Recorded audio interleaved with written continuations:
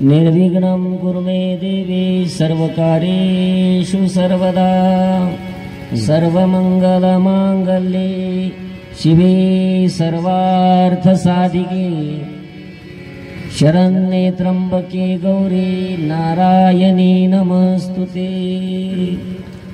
कैलासराना शिवचंद्रमौळी फणींद्रमाथा मुकुट झळाळी कारुण्य सिंधू भव दुःख हरी। थोडा आवाज कर।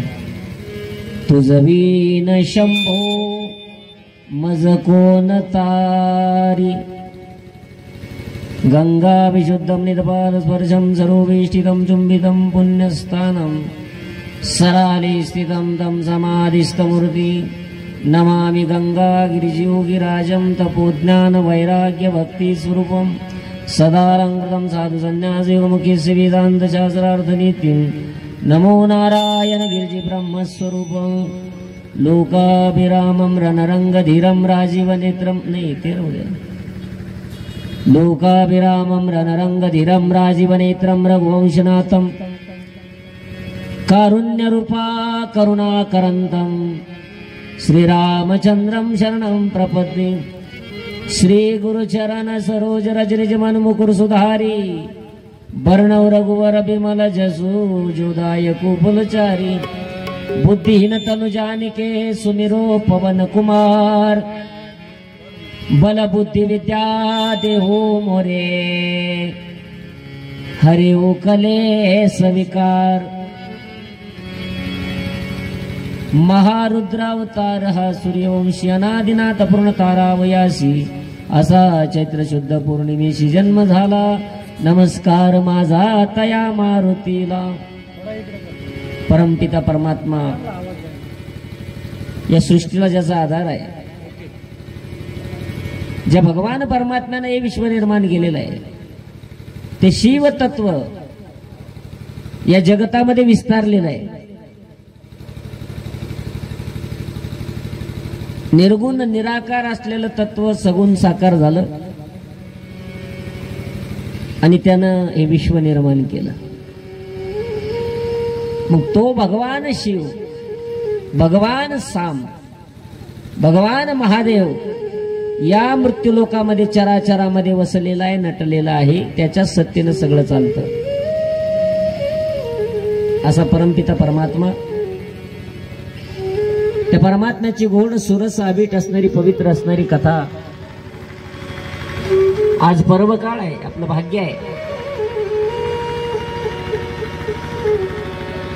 महाशिवरात्रीच्या या पर्व काळावरती सर्वांनी उपवास धरलाय। उपवास म्हणजे काय? उपवास म्हणजे फक्त उपाशी राहणं म्हणजे उपवास नाही।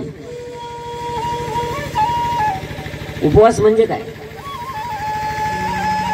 उपवास हे राहणं, तर परमात्म्याच्या सानिध्यात राहणं, त्याच्या सानिध्यामध्ये राहून आजच्या दिवशी या महाशिवरात्रीची भगवान शिवतत्वाची अशी ऊर्जा या मृत्यू लोकामध्ये आज आहे की आपण या ठिकाणी जर एक पटीनं पुण्य केलं तर 1,00,000 पटीनं ते पदरात पडणार आहे. मनोभावे आपण जर आज महादेवाची सेवा केली तर लाखो पटीनं त्याचं पुण्य आपल्या पदरात पडणार आहे. आणि ते पदरात आपण पाडून घेतलेलं आहे आमच्या माता भगिनींनी. सकाळपासून ध्यास लागलेला आहे. भगवान महादेवाचा ध्यास लागलेला आहे. शुचिरभूत होऊन स्नान करून भगवान महादेवाची आपण सेवा केलेली आहे.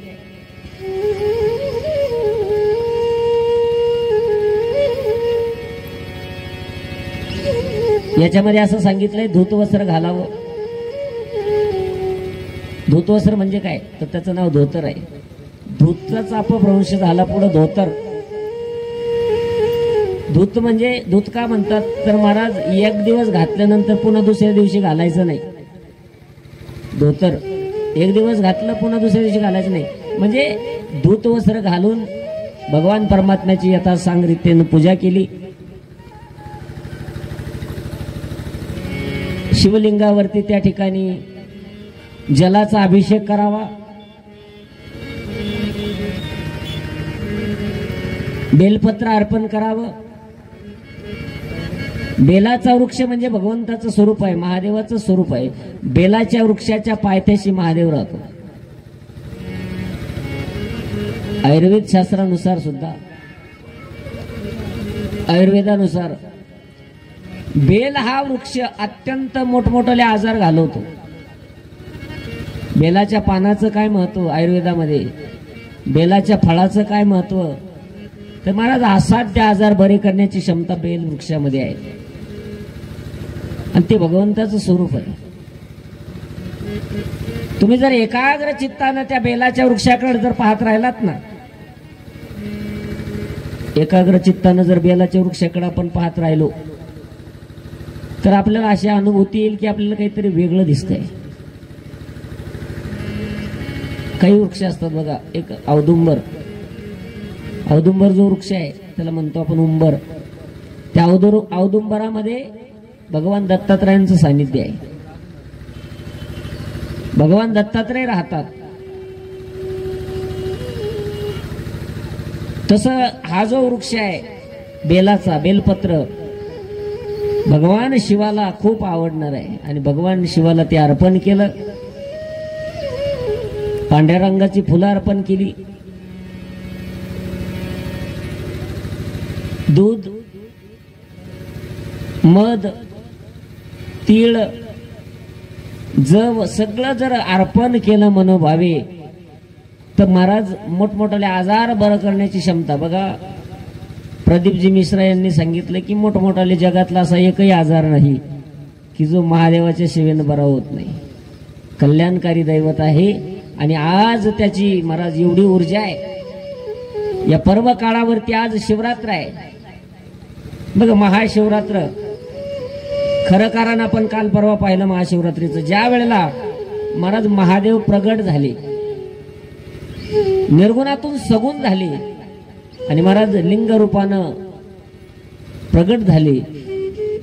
ब्रह्मा आणि विष्णू यांचं त्या ठिकाणी भांडण सोडवण्यासाठी प्रगट झाले. त्या खांबाचा थांग पत्ता लागला नाही. पाताळात गेले तरी लागला नाही, आकाशात गेले तरी लागला नाही. ते भगवान शिवाचं जे स्वरूप प्रगट झालं, ते जे स्वरूप प्रगट झालं आणि त्या स्वरूपाची जी पूजा केली, त्या स्वरूपाची जी स्तुती केली ब्रह्मानं आणि विष्णू परमात्म्यानं जी सेवा केली, महादेव प्रसन्न झाले.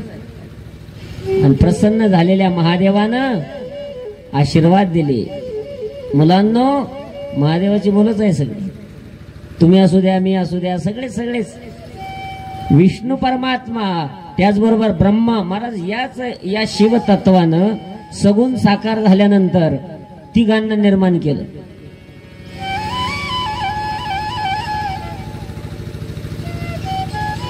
प्रसन्न झालेल्या महादेवानं, भगवान शिवानं आशीर्वाद दिला. आजची जी तिथी आहे, या तिथीला मनोभावे माझं जो स्मरण करेल, असा प्रश्न निर्माण होतो बघा. जर एखादा माणूस आहे, त्याला दोन्ही हात नाही, तो मंदिरापर्यंत जाऊ शकत नाही, तो महादेवाच्या पिंडीकडे पाहायला सुद्धा त्याला डोळे सुद्धा नाही, असे काही लोक आहे ना. आपण भाग्यवान आहोत की आपलं सगळं व्यवस्थित आहे. दिले इंद्रिय, हात पाय कान, डोळे मुख बोला या वचन, जेने तू जोडशी नारायण, नासे जीवपन भवरोग. आपल्याला सगळे इंद्रिय व्यवस्थित दिले महाराज. जर आंधळ जर केलं असतं आपल्याला तर काय केलं असतं बरं? आपल्याला जर आंधळ केलं असतं देवान, काय केलं असतं? बर, एखाद्या वेळेला जर ऐकायला आलं नसतं, कानच दिले नसते. आता असे काही लोक पाहायला भेटतात. आणि बैरायचं काम लय अवघड. दोन बैरे एकमेकाला भेटला, एक जण म्हणलं का रे कुठं चालला, ते म्हणलं जत्राला चालला. हा म्हणलं जत्राला चाललं, मला वाटलं की जाऊ दे जाय, मग मला वाटलं जत्राला चाललं. म्हणजे याचं त्याला बोलणं कळत नाही, त्याचं याला बोलणं कळत नाही, असेही लोक पाहायला भेटतात. मग आपल्यावरती भगवान शंकराची, भगवान शिवाची कृपाच आहे की आतापर्यंत, आता काही इथं म्हातारे माणसं बसले, म्हातारे महिला मंडळी बसले, तुमचं आयुष्य किती सुंदर गेलं. सगळे इंद्रिय चांगले राहिले, हात पाय डोळे कान व्यवस्थित राहिले ना, ही कृपाच आहे ना. जर ऐकायलाच येत नसेल, बैरा झालेला एक माणूस, त्याच्याजवळ सगळे आमची भजनी मंडळी वारकरी गेले आणि त्याला विचारलं का बैरा झाला, मग त्याला मागचं आठवलं. त्यानं मागच्या जन्मातलं नाही, त्याच्या मागच्या जन्मातलं सांगायला सुरुवात केली.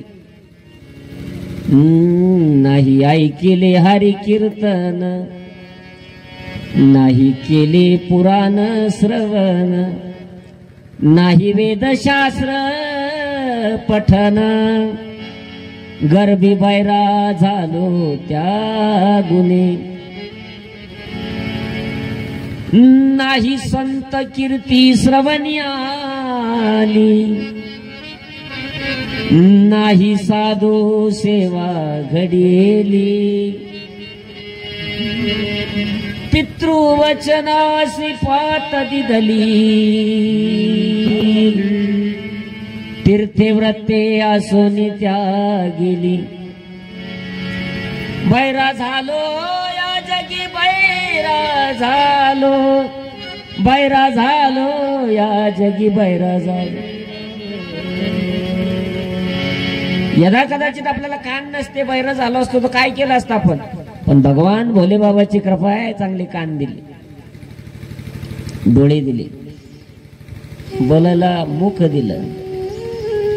बर, यदा कदाचित एखादा असा मनुष्य आहे की ज्याला हात नाहीये, ज्याला डोळे नाही, जो जाऊ शकत नाही मंदिरापर्यंत, मग त्याच्यासाठी पूजा कोणती? त्याच्यासाठी पूजा आहे महाराज, त्यानं स्मरण करायचं महादेवाचं,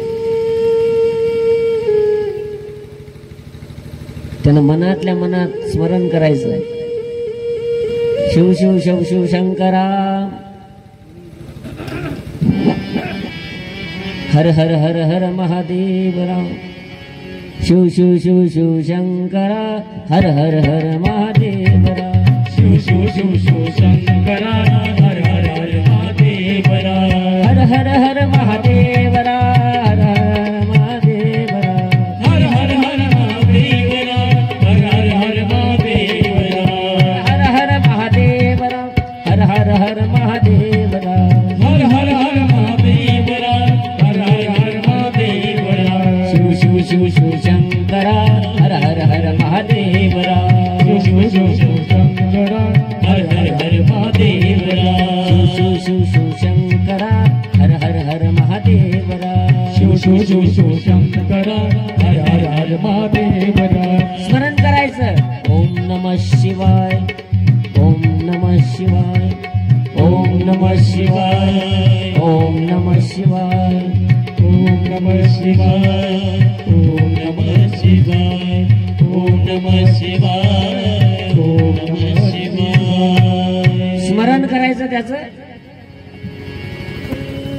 नाही हात नाही डोळे, स्मरण करा तरी त्याला सारखंच पुण्य प्राप्त होतं। स्मरणानं पूजन केलं त्याला अपरंपार पुण्य प्राप्त होतं, त्याच्या पदरामध्ये पुण्य पडतं।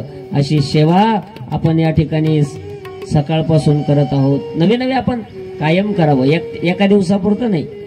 फक्त फरक एवढाच आहे, एरवी तुम्हाला आपल्याला जास्त सेवा करावी लागते आणि मग पुण्य कमी पदरात पडेल, परंतु आजचा जो दिवस आहे हा जो महत्वाचा दिवस आहे, हा पर्व काळ आहे आणि हा पर्व काळ ज्यानं जीवनामध्ये साधला, भगवान भोले बाबाचं स्मरण केलं, या देवरे परिवारानं काय केलं, पर्व काळ साधला। पर्व काळ साधलेला आहे त्रिदिनी, 3 दिवसामध्ये अन्नदान आहे, हरिपाठाची भजन आहे, ऐकायला श्रवण आहे, कथा आहे आणि रोज नित्यनियमानं महाप्रसाद आहे। आजचे जे अन्नदाते अंबादास रंगनाथ देवरे, ज्ञानेश्वर जनार्दन देवरे, दादासाहेब छगन भगत, शंकर रंगनाथ देवरे, केळी प्रसाद आहे तिघांचा आजचे जे अन्नदाते आहे। फराळाची पंगत असेल आज, उद्याची कार्यक्रमाची तयारी चालू आहे आणि सर्व परिवार या ठिकाणी झटून कार्यक्रम करतोय। हा थोडा आवाज द्या।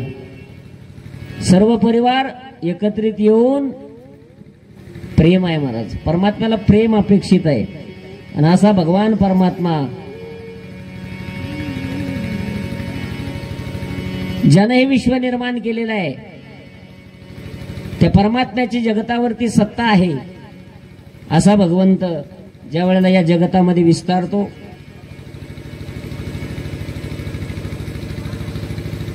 फक्त हे श्रवण करत असताना, मनन करत असताना, निधिध्यासन करत असताना अंतकरणातली जी ईर्ष्या आहे, द्वेष आहे, मत्सर आहे, अहंकार आहे, हा बाजूला सारावा आणि मीपणा बाजूला सोडून देऊन भगवान भोले बाबाचं स्मरण करावं। जीवनाचं कल्याण करून घ्यायचं असेल तर महादेवाची सेवा आहे। तुम्ही आम्ही गृहस्थी जीवन जगणारी माणसं आहोत, चांगल्या प्रकारचा संसार प्रपंचही करायचा आहे, चांगल्या प्रकारचा परमार्थही करायचा आहे आणि एक आत्मिक समाधान प्राप्त होईल असं काहीतरी आम्हाला करायचं। नाही तर येरे आपण जगामध्ये पाहतो महाराज, जगतामध्ये आपण पाहिलं तर आज खूप प्रॉपर्टी आहे लोकांकडे, खूप श्रीमंती आहे, पण समाधान अंतकरणाला नाही। आम्हाला आतून शीतळ व्हायचंय आणि आम्हाला आतून निर्मळ आणि शीतळ करणारं काय असेल तर ते शिवतत्व आहे। आम्हाला आतून निर्मळ व्हायचंय, आमचं जीवनच जर त्या ठिकाणी अमंगळ असेल, आम्ही आतून जर त्या ठिकाणी विकारयुक्त असू, वरून आम्ही साबणी किती लावल्यात उपयोग होणार नाही। बसा, आज आपल्या कथेला नांदेसर येवला येथून सर्व मंडळी उपस्थित आहे। त्याच्यामध्ये माझ्यावर नितांत प्रेम करणारा सर्व भुजबळ परिवार ते सर्व उपस्थित आहे। सर्वांना मनपूर्वक या ठिकाणी धन्यवाद आहे। वेळात वेळ काढून आपण या ठिकाणी एवढ्या दूर प्रवास केला, सर्वांना धन्यवाद आहे। अंतकरणातली ईर्ष्या दूर व्हावी, अंतकरण निर्मळ व्हावं, स्वच्छ व्हावं आणि स्वच्छ झालेलं अंतकरण समाधान देत असतं। आज आपण पाहतो खूप प्रॉपर्टी आहे, खूप श्रीमंती आहे काही मंडळीकडं, पण समाधान नाही। महाराज, वरून जरी व्यवस्थित दिसत असेल पण आतमध्ये मनाची तळमळ सुरू आहे। मग मनाची तळमळ जिथं सुरू आहे मामा, मनाची तळमळ सुरू आहे आणि वरून चंदनाचा लेप लावला, काय उपयोग आहे? मनाच्या तळमळे चंदने ही अंग पोळी, चंदने ही अंग पोळी, चंदने ही अंग पोळी. मनाच्या तळमळे चंदने ही अंग पोळे, अंगनही अंग पोळे, चंदनही अंग पोळे. मनाची तळमळ जर सुरू असेल, वरून चंदन लावलं तरी त्याला शीतलता प्राप्त होणार नाही. पण शिवनाम शीतळ म्हटलेलं आहे. भगवान भोले बाबाचं सेवा करत राहा, स्मरण करत राहा, आतून शीतळ झाल्याशिवाय राहणार नाही. आणि आमचं आतून जर जीवन ज्या वेळेला शीतळ होतं ना, खऱ्या अर्थानं जीवनाचा तो आनंद आहे. मग आनंद या, आपल्या जीवनाचा आनंद यावा. जीवन मिळालं, मी तर या मताचा माणूस आहे, 10 वर्ष कमी मिळाले तरी चालेल, पण आनंदात जीवन जावं. कारण जगामध्ये अनेक शब्द पाहायला भेटतात, पण आनंदाला विरुद्ध अर्थाचा शब्द नाही. आनंद त्याच्या विरुद्धाभाषी काय? आनंद काही म्हणले आनंदाच्या विरोधात दुःख, दुःख आनंदाच्या विरोधात नाहीये, दुःख सुखाच्या विरोधात आहे. आणि सुख येतं जातं, कधी येतं कधी जातं, कधी येतं कधी जातं. पण आनंद एकदा आला की त्याच्यामध्ये वाढ होत राहते. आनंद नित्य आनंद असावा महाराज. आणि एक परमानंद आहे, एक आनंद, एक परमानंद, आणि मग एक आहे तो ब्रह्मानंद. आणि जो ब्रह्मानंद आहे तोच शिवानंद आहे. जीवाचं शिवाचं ऐक्य होणं हे जीवनाचं अंतिम ध्येय आहे. जीवाचं शिवाचं ऐक्य करणं म्हणजेच काला करणं. काला म्हणजे तरी काय? आता उद्या काल्याचा प्रसंग पाहायचा आहे. काला म्हणजे काय? 2 गोष्टी एकत्र झाल्या. काला म्हणजे जीवाचं आणि शिवाचं ऐक्य झालं. 2 गोष्टी एकत्र झाल्या आणि पुन्हा कधीच बाजूला नाही गेल्या, त्याचंच नाव काला आहे. त्या जीवाचं आणि शिवाचं ऐक्य व्हावं.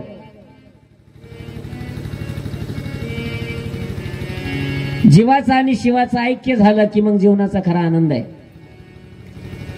आणि प्रत्येकाच्या जीवनामध्ये आनंद असावा, दुःख नको महाराज. ए पाव्यातला सूर जैसा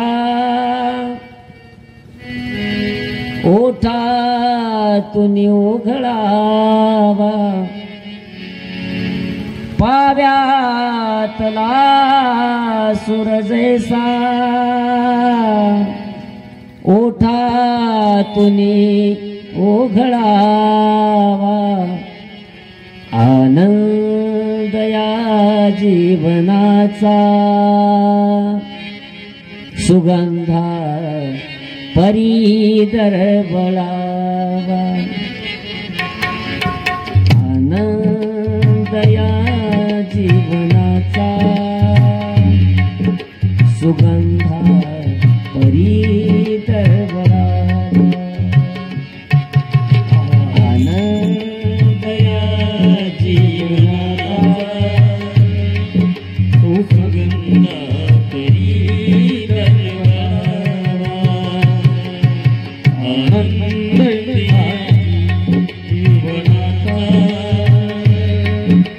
सुगंधा परी दरवळावा.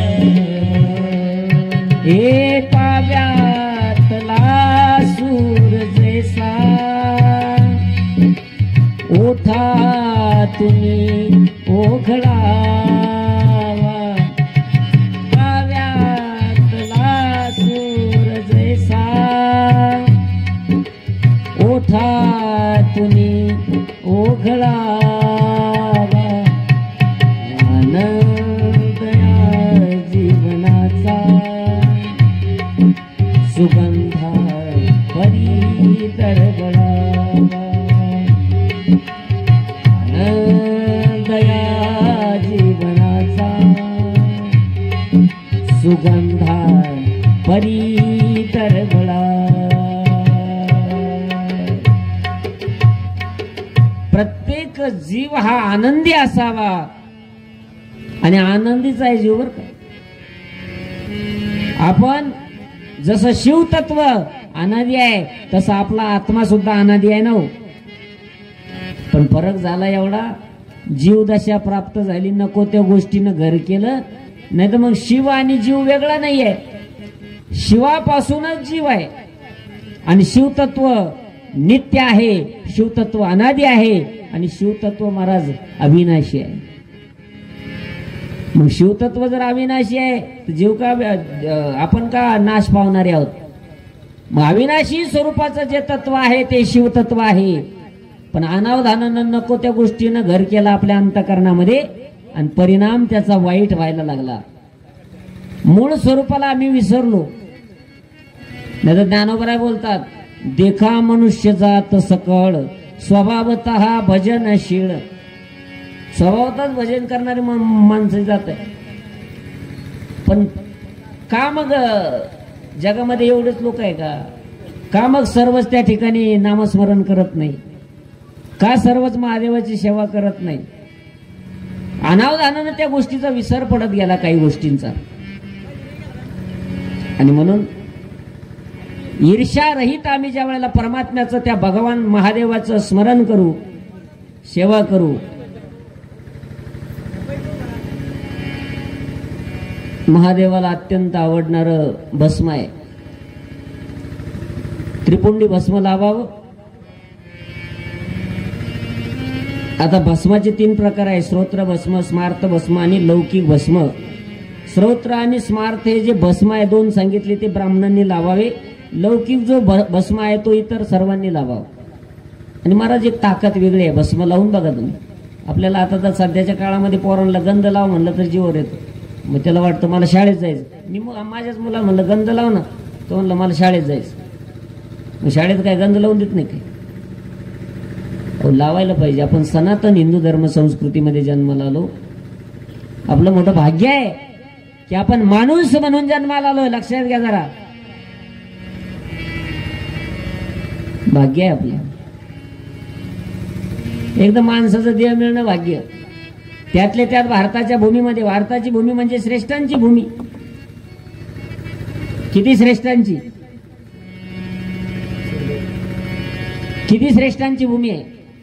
ए जहाँ डाल डाल पर सोने की चिड़िया करती है बसेरा, ओ भारत देश ही मेरा, ओ भारत देश ही मेरा, भारत देश ही मेरा, ओ भारत देश ही मेरा, भारत देश ही मेरा, ओ भारत देश ही मेरा, ओ भारत देश ही मेरा. डाल डाल पर सोने की चिड़िया करती बसेरा, वो भारत देश ही मेरा, ओ भारत देश ही मेरा, ओ भारत देश ही मेरा, ओ भारत देश ही मेरा. जहाँ सत्य अहिंसा और जहाँ सत्य अहिंसा और धर्म का पग पग लगता नारा, भारत देश ही मेरा, ओ भारत देश ही मेरा, भारत देश ही मेरा, ओ भारत देश ही मेरा.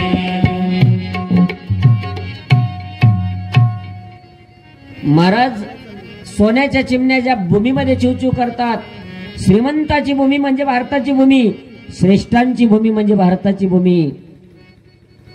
जे ऋषी मुनी संत महात्म्याले, जगाच्या पाठीवर श्रेष्ठ संस्कृती भारताचीच आहे. नाही तर दुसरी देशाची जर संस्कृती आपण पाहिली,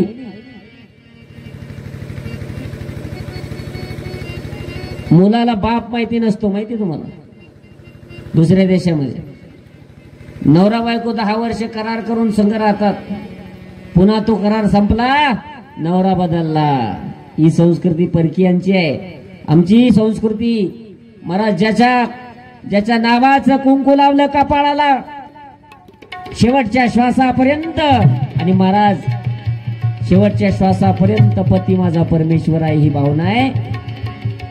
ही निर्माण जिथं होती ती पवित्र भूमी म्हणजे भारताची भूमी आहे. लक्षात घ्या, श्रेष्ठांची भूमी म्हणजे भारताची भूमी आहे.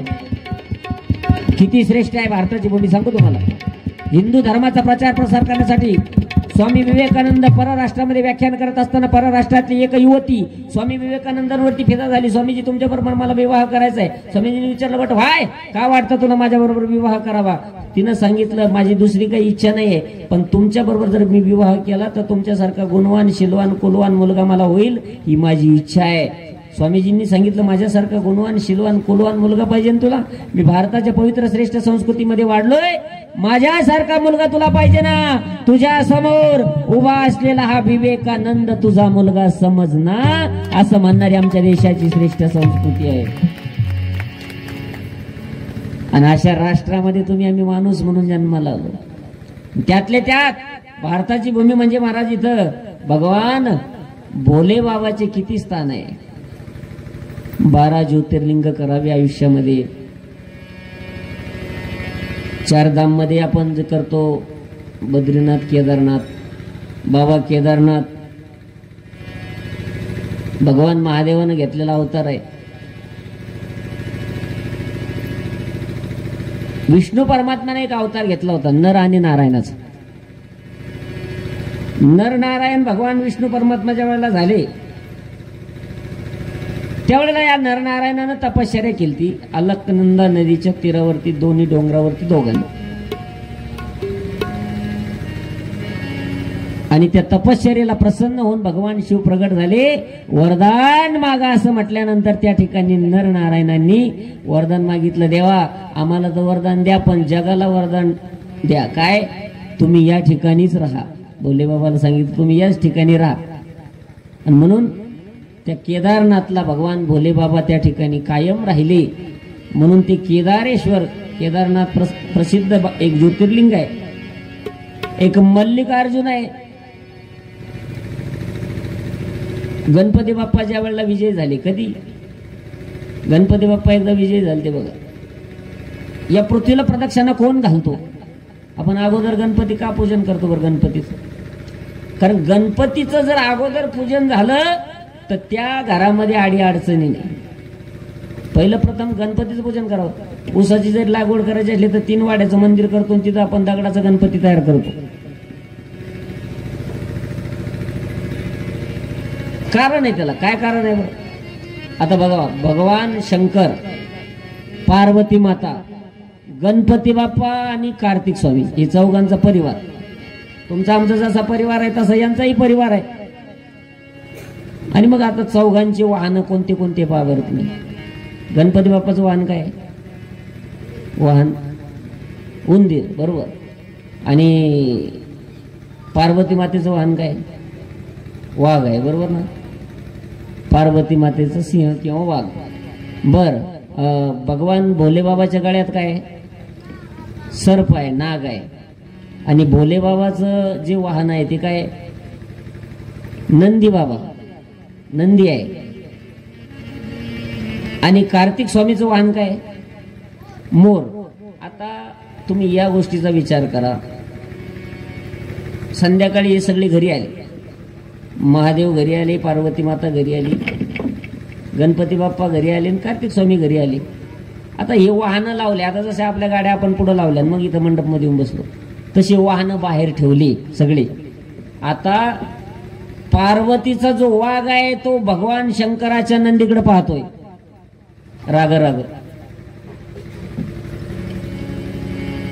आणि शंकराच्या गळ्यातला जो सर्प आहे तो गणपती बाप्पाच्या उंदीर मामाकडे पाहतो.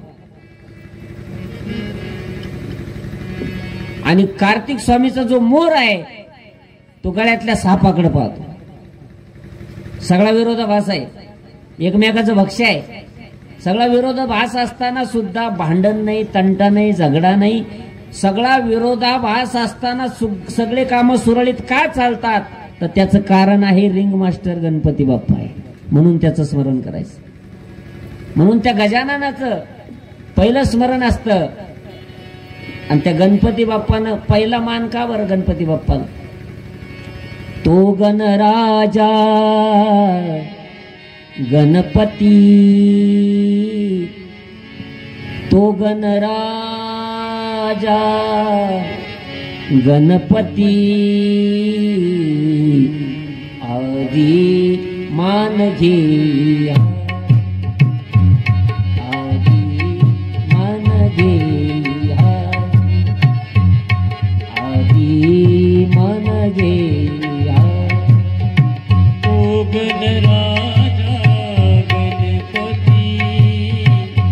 गणराजा गणपती आधी मन गेली हाती आधी मन गेली हाती आधी मन गेली हाती मन जीवीचा प्रधान मन माझे नारायण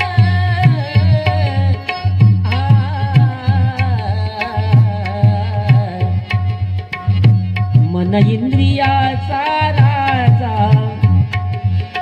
त्याशी सर्व भावे पूजा हे तुका मने मन चंचल हाती येईल गुरुचे बळ तो गणराजा गणपती तो गणराजा गणपती आधी मन गेली आधी मन गेली मन गेली हाती आधी मन गेली हाती रिंग मास्टर गणपती बाप्पा हे सगळे काम सुरळीत चालतं महाराज. या गणपती बाप्पानं एकदा पहिला मान गणपती बाप्पाला का भेटला तर त्याचं कारण असं आहे, सर्वांना माहित असलेली कथा आहे की ज्या वेळेला पृथ्वीला पहिली प्रदक्षिणा कोण घालून येणार, सगळे निघाले त्याचं वाहन घेऊन, पण गणपती बाप्पाचं वाहन उंदीर मामा दम्मा दम्मानं चालायचं आणि त्याच्यावर बसलेलं कोण, उंदरावर गणपती बसला. त्याचं वजन काय, त्याची सोंड केवढी, त्याचं पोट केवढं. महाराज गणपती बाप्पाकडून अनेक गोष्टी शिकण्यासारख्या आहे. त्याचे कान केवढे, गणपती बाप्पाचे कान केवढे, का बरं मोठे कान आहे. एखादा मुलगा जर, मी लहानपणी सांगू शकतो, एखादा मुलाचे कान पाहिले मी, मला माहिती आहे ते काय होणार आहे पुढे, कारण मी बऱ्याच पोरांचं सांगितलं. कानावर आहे महाराज, ज्याचे कान मोठे आहे तो मुलगा भाग्यवान आहे. भाग्यवान आहे तो. आपण म्हणत नाही गणपती सारखी कान आहे त्याचे. आणि शक्यतो तुम्ही लक्ष द्या, ज्या मुलाचा जन्म चतुर्थीला झालेला आहे, चतुर्थीला गणेश चतुर्थीला जन्म झाला, ज्या मुलाचा, महाराज त्याचे कान मोठले असतात. ते तुम्ही बघा, तुम्ही पाहुण्या रावळ्यात तुमच्या सगळ्या चौकशी करून, त्याचे कान आपोआप मोठले असतात. आणि मोठले कान असावे महाराज, हलक्या कानाचं नसावं माणसानं, नाही तर कोणा काही सांगितलं लगे ऐकलं लगे खरं पडलं. हलक्या कानाचं नसावं, कान मोठे असावे. आणि गणपती बाप्पाचे कान सारखे हलत आहे महाराज, असे सुपासारखे कान आहे. सूप काय करतं बरं, सूप आता सूप नाही राहिले काय अजून, सूप माहिती आहे सूप. आता या नवीन मुलींना तर काहीच माहित नाही, नवीन ज्या पोरींना आता त्यांना काही माहिती नाही. जुन्या काळातल्या ज्या गोष्टी होत्या, जुन्या काळातल्या म्हणजे आमच्या काळातल्या सांगतो, जुन्या काळामध्ये बघा, प्रत्येक माता माऊलीच्या तिला काम असायचं. सकाळी सकाळी कांडण करायचं, उखळामध्ये मुसळ असायचं, धान्य कांडायचं, ते दळायचं जात्यावर. जात्यावर दळताना व्यायाम होत होता त्या पहिल्या सुनांचा. महिला मंडळी जातं ओढायचं ना, तो व्यायाम होत होता, म्हणजे हृदयाचे आजार होत नव्हते ना परिणामी. आवाज येतो क्लिअर मागं पुन्हा. हृदयाचे आजार पूर्वीच्या महिला मंडळीला होत नव्हते. त्या जात्यावरती बसल्यानंतर प्रपंच दळण दळिले, पिटम्या भरिले, सासू पुढे ठेविले तू रे बा विठ्ठला. सासू आणि सासरा तिरतो तिसरा, ओव्या गावो म्हातारा तू रे बा विठ्ठल. ओव्या गावो म्हातारा तू रे बा. सुंदर माझे जाते ग फिरते बहुतुकी, ओव्या गावो कौतुके तू रे बा विठ्ठला. ओव्या गावो कौतुके तू रे बा विठ्ठला. झालंय, गाणे म्हणायचे जात ओढायच्या, आताच ते गेलं महाराज. जाती घरातून जाती झाली. आताच्या पोरींना विचारा बाई जात ती म्हणून कसं होतं. जाती गेले, जाते जसे गेले पाटे गेले पाटे, आणि पाटे जसे गेले गावातले फेटे गेले. कुठं फेटे गावामध्ये आता एवढ्या कथेमध्ये एक तरी फेटा पाहिजे होता की नाही, माम पाहिजे होता की नाही, एक तरी फेटा पाहिजे होता की नाही. पण गेले, जाते गेले पाटे गेले, वरवंटे गेले, फेटे गेले. या जुन्या गोष्टी आहे मला, आणि या जुनं ते सोनं आहे बरं. असं म्हणायचं नाही आम्ही आता खूप शिकलो म्हणजे आम्ही खूप त्या ठिकाणी तज्ज्ञ झालो, असं नाही त्याचा अर्थ. आमची जी संस्कृती आहे ती ओल्ड इज गोल्डच आहे. जुनी ती संस्कृती श्रेष्ठांची संस्कृती आहे. आणि मग सूप होते, सूप. ते सूप काय करत होतं, त्याच्यामध्ये फोलकट आणि धान्य एकत्रित टाकले असता आजीबाईच्या हातात सूप दिलं की ते काय करायचं, धान्य धान्य मागं घ्यायचं आणि फोलकट टाकून द्यायचं. तसं कान कसे असावे, सुपासारखे असावे, मोठे कान असावे. साराचं ग्रहण करता आलं पाहिजे ना आसाराचा त्याग करता आला पाहिजे. याला म्हणतात सुरूप करणं. मोठे कान, मोठे कान पाहिजे. पोट मोठं. आता एखाद्याचं मोठं पोट असलं तर हसतात लोक ते, परंतु त्या उदरामध्ये, गणपती बाप्पाच्या उदरामध्ये सगळं साठवण्याची क्षमता आहे महाराज. कारण तो पुत्र कोणाचा आहे, पुत्र महादेवाचा आहे, पुत्र भगवान शंकराचा आहे. असा जो गणपती बाप्पा आहे तो बसलाय उंदरावरती, आणि महाराज निघाले सगळे हसायला लागले गणपतीला. काय गणपती निघाले का, गणपती बाप्पा निघाले उंदरावरती बसून महाराज. आणि सगळे गेले निघून पुढं. गणपती बाप्पानं विचार केला आपलं वाहन काही तिथपर्यंत जाणार नाही आपलं वजन घेऊन, मग काय करू. अहो आई वडिलालाच त्या ठिकाणी प्रदक्षिणा घातली. परिणाम महाराज विजेता झाला गणपती. आई वडिलाला प्रदक्षिणा घातली. गणपती बाप्पानं जगाच्या समोर एक आदर्श ठेवला. तुम्ही सगळे तीर्थ जरी फिरले, काही केलं आयुष्यामध्ये, पण तुमचे आईबाप जर त्या ठिकाणी नाराज असतील, उपाशी असतील, तर महाराज उपयोग होणार नाही. म्हणून असं शास्त्र आहे, ज्याचे आई वडील जिवंत आहे त्यानं काशी करू नये. मायबाप केवळ काशी, तेने न जावे तीर्थाशी. त्यानं तीर्थ नाही केलं तरी चालेल, कारण एक धाम माता, एक धाम पिता, चरणी चारी धाम. माता पिता दैवत घरी, जाता कशाला लांब. तीर्थयात्रा त्यांना नाही केली तरी चालेल, कारण आई वडील हेच तीर्थ आहे बघा, तीर्थक्षेत्र आहे. एक जण मला म्हणलं महाराज मावंदीची तारीख घेते का आमची. मी म्हणलं मग या डायरेक्ट काय घेऊन बसले मी, सांगा मला तारीख किती आहे. ते म्हणे आमकी आमकी तारीख. बरं. म्हणलं काय केलं मावंद करायला. आम्ही काशी केली. म्हणलं मग म्हातारा म्हातारी तर थकेले तुमचे, तुम्ही कसं काय काशी केली. ते म्हणे म्हातारा म्हातारी शेजाऱ्याच्या घरी ठुलते म्हणे, आम्ही काशी केली. त्याला मी म्हणलं चांगली काशी केली. चालतं का असं. नाही महाराज. मग आई वडील हेच मूळ दैवत आहे. एक जण माझ्याकडे पाणी पाहायला आलं. म्हातारा म्हातारीच्या वाटण्या केल्या. मला म्हणे महाराज तुम्हाला बाहेरचं कळतं का, पाणी कळतं. मी म्हणलं तुला काय करायचंय. म्हणजे पाणी पाहायचं. म्हणलं अरे म्हातारा म्हातारी. ते म्हणे आम्ही वाटून गेली. महिना भरला का म्हातारी तिकडे जाते, आणि महिना भरला का म्हातारी इकडे येते.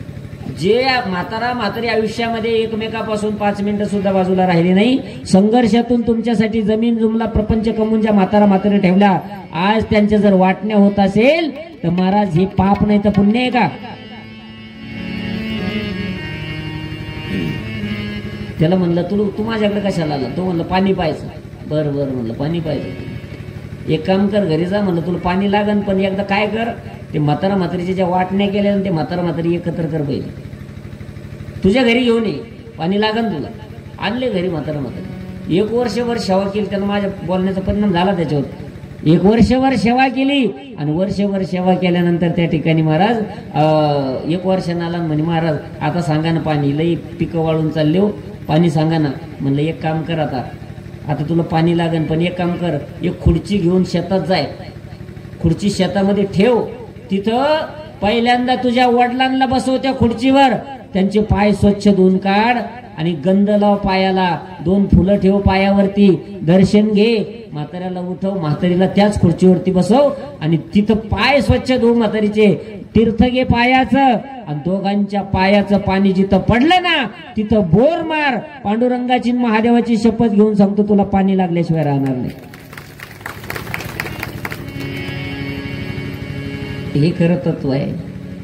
आम्हाला वरून निर्मळ नाही व्हायचं नुसतं, आम्हाला नुसतं श्रीमंत आणि सुशिक्षित नाही व्हायचं. मग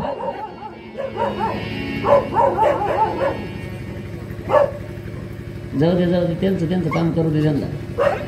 उजून उद्या कोणी म्हणायला नको का त्याला कुत्रा नव्हतं म्हणून. बस त्यातलं दगड आणलं आणखीन ती. आम्हाला वरून श्रीमंत नाही व्हायचं, मग आम्हाला आतून सुद्धा शीतळ व्हायचंय. आणि शीतळ होण्यासाठी महाराज आम्हाला शिव तत्वाचं महत्व कळालं पाहिजे. मी सांगत होतो जे आंध्र प्रदेशामधील मल्लिकार्जुन जे आपलं देवस्थान आहे, ज्योतिर्लिंग आहे, गणपती बाप्पांना आईवडिलांना त्या ठिकाणी प्रदक्षिणा घातली आणि गणपती बाप्पा विजयी झाले. महाराज गणपती बाप्पा विजयी झाल्यानंतर कार्तिक स्वामीला राग आला. मत्सर भाऊ आहे पण थोडासा मत्सर, माझा पराजय झाला, गणपतीचा विजय झाला. मग हा जो कार्तिक स्वामी आहे ते त्या ठिकाणी रुसून आले होते एका डोंगरावरती आणि त्यांना भेटण्यासाठी भगवान महादेव आणि पार्वती माता ज्या वेळेला आले होते त्यावेळेला आणि त्या ठिकाणी ते प्रगट झाले पार्वती माता आणि भगवान भोले बाबा. आणि मग तिथं ते जे शिवलिंग आहे ते मल्लिकार्जुन आहे बरं का. एक आहे सोमनाथ. एकदा दक्ष प्रजापतीनं चंद्राला शाप दिलेला होता की जा तुला क्षयरोग होईल. चंद्राला शाप दिलेला आहे.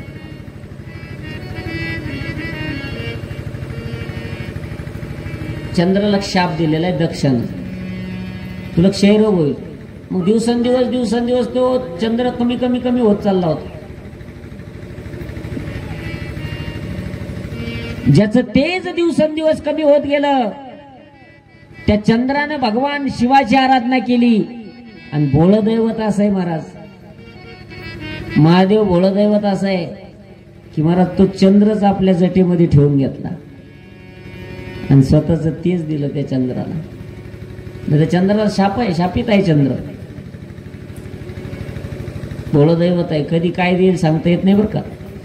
पण मागावं काय त्याला, मागावं काय याचं ज्ञान होण्यासाठीच कथा ऐकायची आहे. महादेव प्रसन्न झाले तर मागावं काय, नाही तर मग आपलं माग नाही. आपण वारीला जातो, वारीला गेलो का हातभर यादी देवा पुढं वाचून दाखवतो. बोरला पाणी लागू दे, मुलीचं चांगल्या घरात जमू दे, पोरगा डॉक्टर होऊ दे, शेजारचं 3 एकर त्याच्यावर माझं नाव लागू दे, देवाकडे यादी. तसं महादेव प्रसन्न झाले, भोळदैवत आहे. रोज तुम्ही नित्यनेमानं पूजा करा, तुम्हाला दर्शन देणार. तुम्हाला ती साधना केली तुमच्यावर प्रसन्न होणार. पण मागावं काय याच्यासाठी ज्ञान पाहिजे. नाही तर मग आपण मागतो संसारातलं काय मागव. बघा काय झालं, महादेवाच्या मंदिराच्या समोर 3 जण 12 वर्ष बसत होते. किती? 12 वर्ष रोज बसायचे, गप्पा मारत बरं का. आणि 12 वर्षानंतर एक जणाला आठवण आली, अरे आजच्या तारखेला तर 12 वर्ष पूर्ण झाली.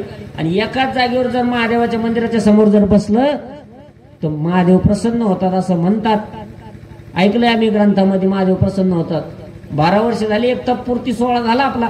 मग आता आपण बसणार ना, बसल्यानंतर महादेव प्रसन्न झाले. आणि झाले महादेव प्रसन्न, येऊन उभे राहिले त्रिशूळ घेऊन. तर तू काय मागशील रे? ते म्हणे तू सांगा अगोदर काय मागशील. तू त्याला म्हणे तू सांगा अगोदर, 3 होते ना ते, तू सांगा अगोदर काय मागशील. आता पहिला हुशार होता, पहिल्यानं काय मागितलं म्हणे हे बघा सध्या जास्त किंमत कशाला आहे, जगामध्ये कशाला किंमत आहे. आता मी संध्याकाळी रात्री एक कथा आहे मला, बघा 7 ते 10 कथा एक मला रात्री, तरी मी सकाळचं कीर्तन करून ही 3 ते 6ची कथा घेतली. मामा काय साठी बरं?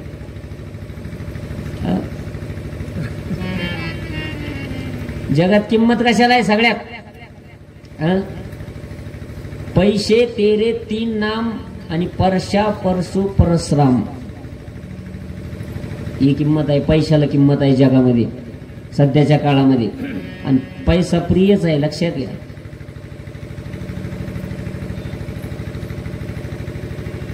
किंमत आहे. आणि मग तो म्हणला जगात किंमत पैशाला आहे ना, मग मी देवाकडून पैसे मागून घेईन. किती मागून घेईन ऐका.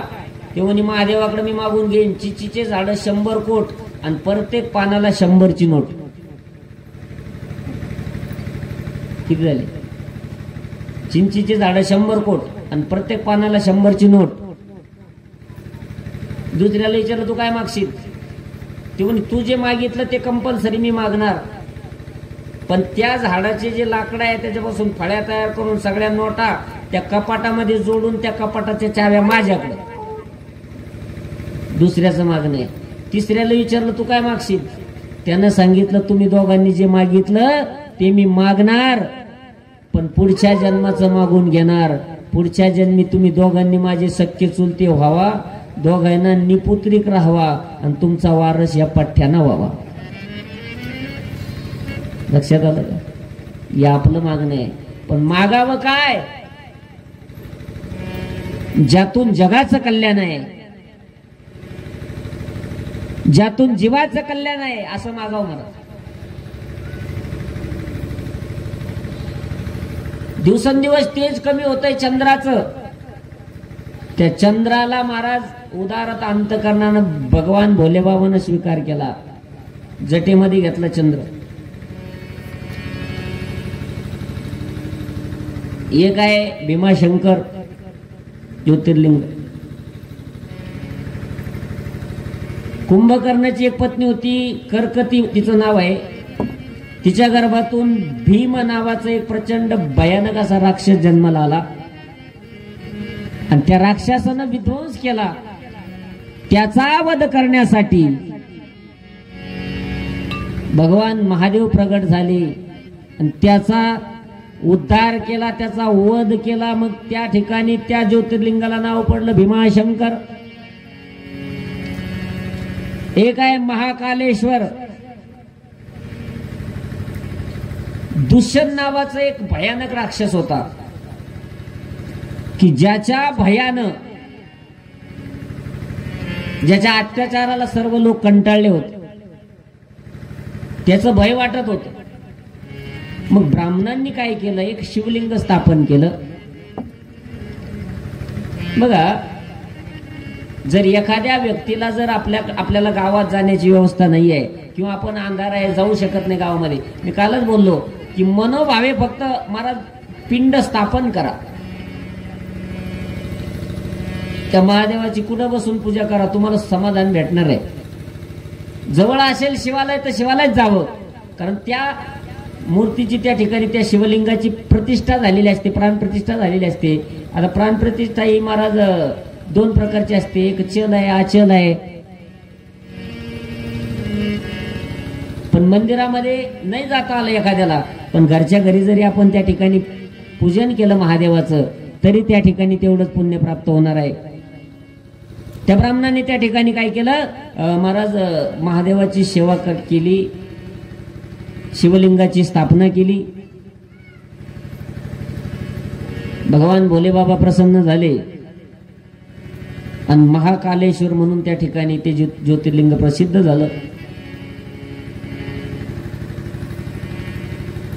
एक वैजनाथ आहे आणि एक काशी विश्वनाथ आहे. काशी विश्वनाथ म्हणजे भगवान महादेवाचं घर आहे. पार्वती मातेनं सांगितलं आपण नवीन एक घर तयार करू. तसं तर राहणं कैलासात आहे, पण पार्वती मातेनं ज्या वेळेला हट्ट धरला त्यावेळेला काशीला येऊन त्या ठिकाणी राहायला लागले.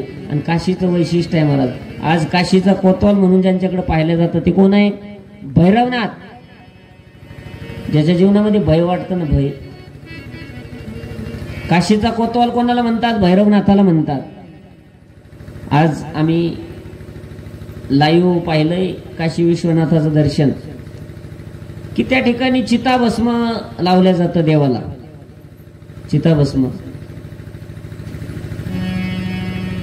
ताजे ताजे प्रेत जळत असतात महाराज त्या घाटावरती.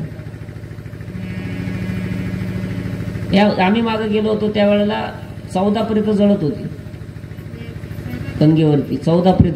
आणखीन एक चमत्कार सांगतो तुम्हाला. आता एवढं आजचं संशोधन आहे विज्ञानाचं, एवढं प्रयागराजला किती कोट्यावधी लोकांनी स्नान केलं, कोट्यावधी लोकांनी आंघोळ केली गंगेच्या पाण्यामध्ये.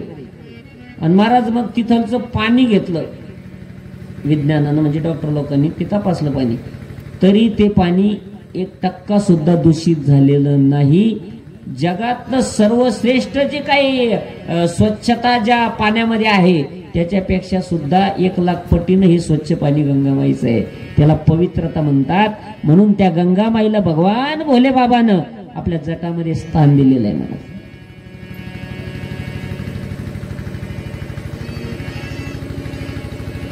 जटा कशाचं प्रतीक आहे? जटा ह्या वैराग्याचं प्रतीक आहे. मग नुसते केस वाढवले म्हणजे त्या ठिकाणी जटा झाल्या असं नाही, आणि केस वाढवले म्हणजेच वैराग्य झाला असं सुद्धा नाही. स्मशानात राहणं, भस्म लावणं, स्मशानात राहणं म्हणजे जगाच्या समोर आदर्श आहे.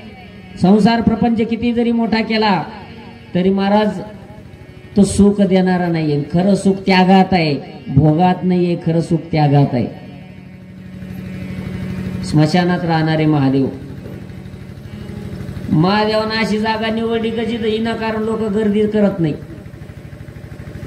महादेवानं अशी जागा निवडलेली राहण्यासाठी की जिथं विनाकारण लोक गर्दी करत नाही. ते असं एकमेव ठिकाण ते म्हणजे स्मशानभूमी.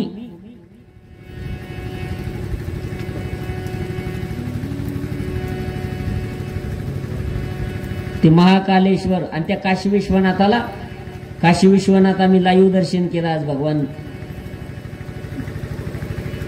भोले बाबाचं काशी विश्वनाथाचं लाईव्ह दर्शन मला भेटलं आज. जटा त्या ठिकाणी चिताभस्म लावल्या जातं. चिता 14 चिता जळत होत्या, 14 नंबराला लागलेल्या होत्या. सारखं युगानुयुगे झाले, किती वर्ष झाले प्रेताला प्रेत लागले. रोज ताज भस्म लागतं, चिताभस्म महादेवाला. त्या ती महादेवाची नगरी आहे. आणि म्हणून त्या नगरीमध्ये ज्याला मृत्यू आला तो भाग्याचा आहे. मरण यावं, कुठं यावं बरं? ऐका, मरण तर एक दिवस प्रत्येकाला येणारच आहे. मृत्यू कुठं यावा याला शास्त्र आहे. श्री गंगा जी का तट हो, यमुना का वंशीवट हो, मेरा सावरा निकट हो, तब प्राण तन से निकले. मरण यावं कुठं? अशा ठिकाणी मरण यावं. कारण भगवान भोले बाबाचं बोलणं आहे. भगवान भोले बाबा स्वतः सांगतात, मोक्ष देऊनी उदार काशी होय कीर, परिवेचे लागे शरीर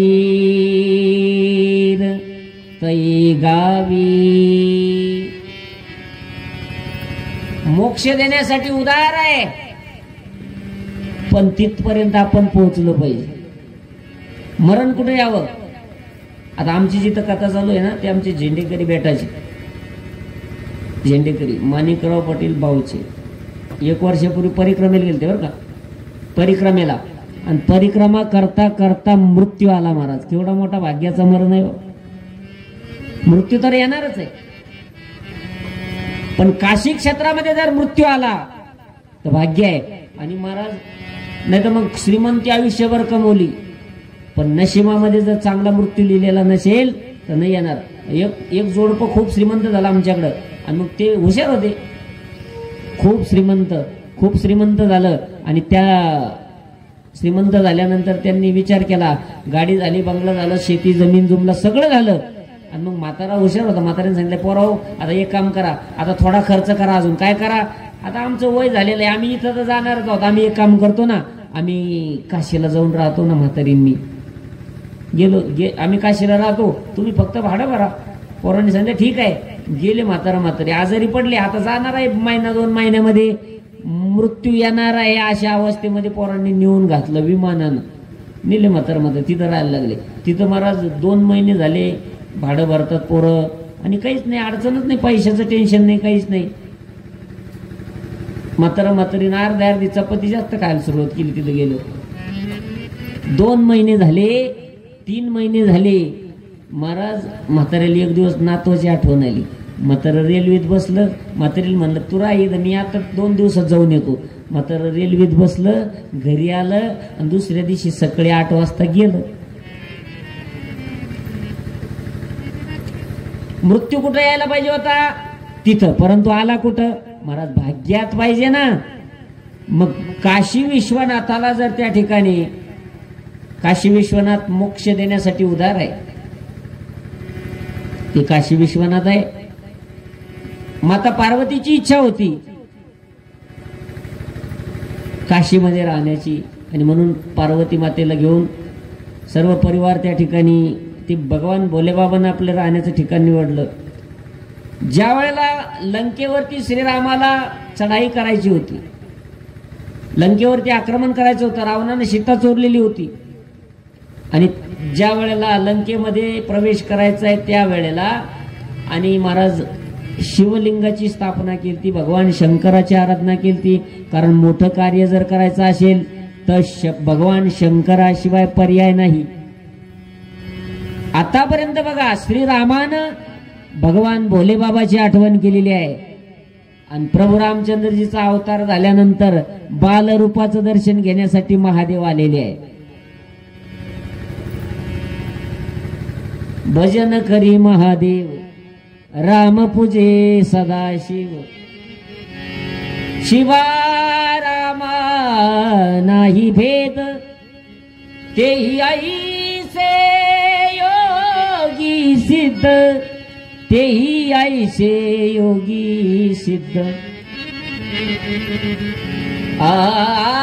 राम पूजे सदाशिव, सदाशिव राम पूजे सदाशिव. भजन करी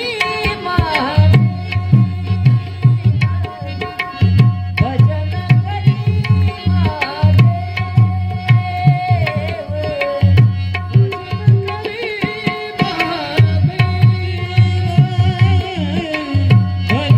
करी ओम नमः शिवाय, ओम नमः शिवाय, ओम नमः शिवाय, ओम नमः शिवाय, ओम नमः शिवाय, ओम नमः शिवाय, ओम नमः शिवाय. श्री राम जय राम जय जय राम, जय राम जय जय राम, श्री राम जय राम जय जय राम, श्री राम जय राम जय जय रामाचा जप भगवान भोले बाबा करतात आणि ओम नमः शिवायचा जप महादेव प्रभू रामचंद्रजी करतात. आता लंकेमध्ये जायचंय म्हणून महादेवाचं स्मरण केलं. बरं, पूजेसाठी विद्वान ब्राह्मण पाहिजे. विद्वान ब्राह्मण बोलावला श्रीरामानं. कोणाला? रावणाला. रावणाला पूजेसाठी आला रावण. आणि लंकेमध्ये कशासाठी जायचंय? रावणाला मारण्यासाठी. आणि इकडे शिव भगवान महादेवाच्या पूजेला कोण आला? विद्वान ब्राह्मण रावण. लक्षात घ्या, याच्यातलं तत्व जाणून घ्या. रावणाला विचारलं का हो, तुम्हाला मारण्यासाठी श्रीराम लंकेमध्ये येत आहेत, तुम्ही इथं पुजारी म्हणून आलात आणि ते पूजा करत असताना यजमानाला यश मिळू दे असं वाक्य उच्चारावं लागतं. मग श्रीरामाला जर यश मिळालं तुमचा पराजय होतो. पण रावणानं सांगितलं, तुम्हाला खरं सांगू का, मी रावण लंकेचा आहे, लंकेमध्ये रावण आहे. मी इथं आज ज्या हेतून आलो तो हेतू आहे, मी ब्राह्मण म्हणून आलोय, पुरोहित म्हणून आलो, म्हणून माझं कर्तव्य आहे. प्रभू रामचंद्रजीनं ज्या शिवलिंगाची स्थापना केली, रामेश्वर धाम, एक आहे त्र्यंबकेश्वर आपल्या नाशिक जिल्ह्यामध्ये.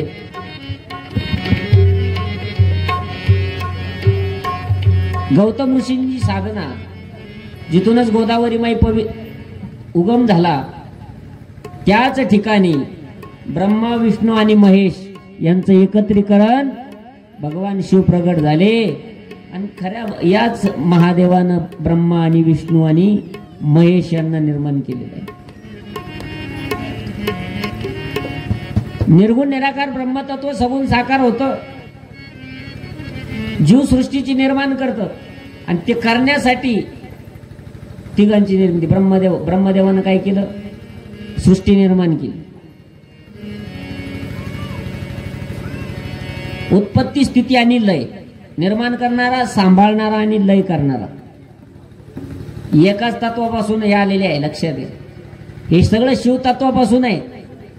शिव तत्वानं आकार धारण केला, 3 वस्तूमध्ये त्याचं रूपांतर झालं. एक विष्णू आहे, एक ब्रह्मदेव आहे आणि एक महाराज महेश आहे.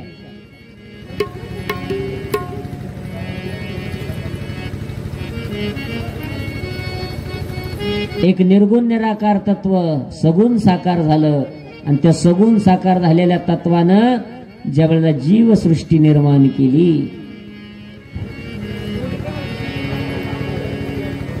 मग ती जीवसृष्टी ज्या वेळेला निर्माण झाली,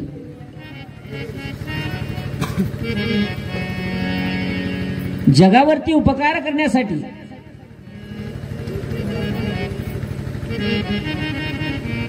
अति अल्प सेवेनं प्रसन्न होण्यासाठी, अति अल्प सेवेनं भगवान परमात्मा प्रसन्न होणारं दैवत आहे.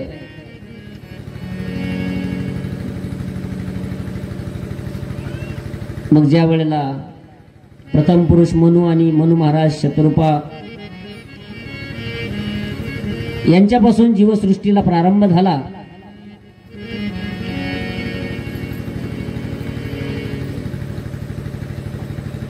पुढं भगवान विष्णू परमात्म्याच्या अवताराचं वर्णन काही आहे.